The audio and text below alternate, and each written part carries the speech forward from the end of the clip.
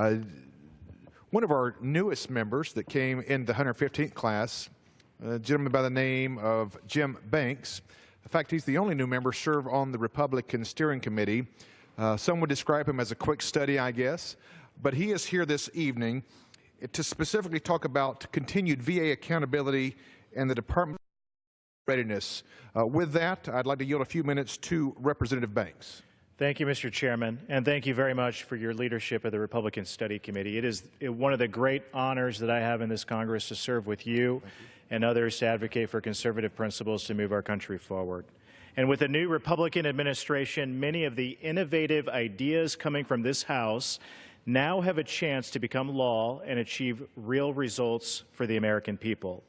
The contrast between this administration and the last one is most clear when it comes to prioritizing readiness for our Department of Defense and caring for our veterans. As those veterans in Congress know firsthand, shortchanging readiness on the front end will have long-term implications in the years that follow. We have the moral imperative to ensure that our young men and women who go into harm's way are never in a fair fight. We have an obligation to ensure that our forces are the best trained, best equipped, and best led fighting force in the world. This obligation starts with prioritizing a stable and predictable budget and appropriations process. Our leaders in the Department of Defense must be able to forecast and anticipate training needs, and that means ending the trend of continuing resolutions that offer neither good fiscal discipline nor the ability to plan that our military leaders desperately need. Consider that 2/3 of our Army are not ready to deploy. Our Navy is smaller than it has been in 99 years. And our Air Force is the smallest ever and losing pilots at an alarming rate.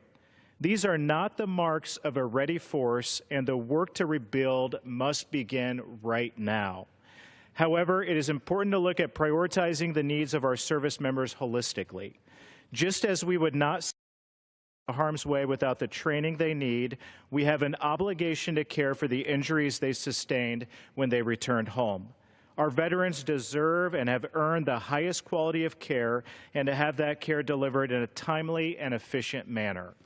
Unfortunately, too often the VA does not have the power to remove substandard employees who are failing our veterans. The overwhelming majority of VA employees are hardworking and dedicated to their jobs. And it is simply not fair to these employees that the VA cannot hold substandard employees accountable.